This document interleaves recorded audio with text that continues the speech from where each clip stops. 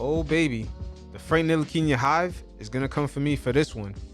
You guys must be coupled up with the Nicki Minaj and the Beyonce hive, because the way you guys defend your favorite stars, it is not matched. But we still gonna talk about it though. Now Frank Ntilikina is at the end of his rookie scale contract, and me personally, I believe the Knicks are not going to re-up on his deal due to the fact that we have 2 first-round incoming draft picks that are going to be new to the roster, and of course the Knicks have a new team president that did not draft Frank Ntilikina, thus he's not really interested in his development as much as a person like Phil Jackson would be, who drafted Frank. But there is a dilemma that's facing players that fit Frank Ntilikina's player archetype in today's modern NBA. And we've seen it play out, especially in this year's playoffs with Mr. Ben Simmons. And that is, could a one-way defensive player fit in today's modern NBA, which is mostly a skilled game? And what I mean by that is that the league today, players are so skilled, especially offensively, that you even have centers who can put the ball on the floor and make a quick move to the bucket. They can shoot a 3 and they can make good passes. And we're not even talking about the guards. The guards in today's league are 10 times more skilled. So we've seen in this year's playoffs where a defensive player like Ben Simmons was giving Trae Young issues, but in today's league, when you give someone like Trae Young issues on the offensive end, it still results in him pretty much getting anywhere from 20 to 25 points a game.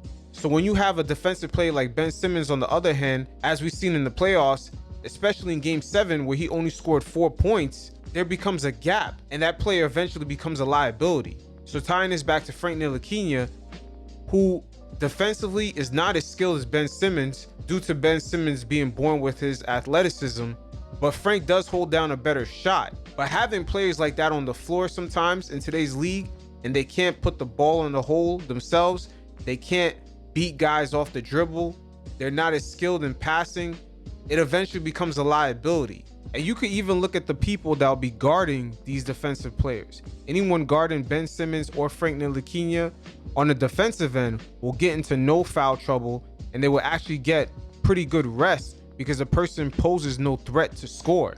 So that's pretty much one strike that's going against them. And second, when you look at the overall landscape of just guards around the NBA, guys are killing it.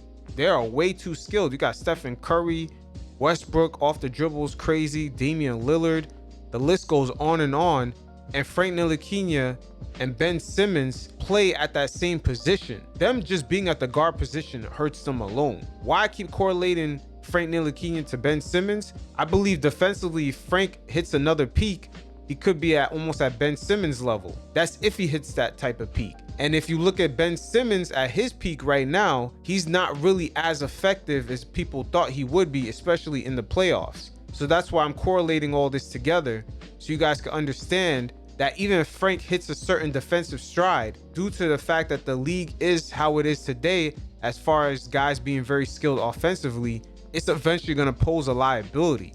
All of this pretty much played out in the playoff series between the Atlanta Hawks and the 76ers, and particularly game 6 and 7.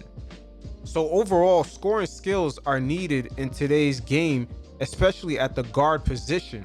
Guys don't have to average 20 points a game, but they're gonna have to be at least scoring threats, sort of like a PJ Tucker, if you're that skilled defensively, if you want to fit into that defensive player archetype role. But at the end of the day, there will be a market for Frank Ntilikina. I believe it will be with a team that has a more systematic, team-oriented style of play, maybe like the San Antonio Spurs. But if no one bites, I wouldn't be surprised if the Knicks bring him back on a minimum contract. But once again, the Frank hive, don't kill me for this one. I know you guys be Netflix and chilling with the Nicki Minaj hive. Please don't combine and come for me on this one.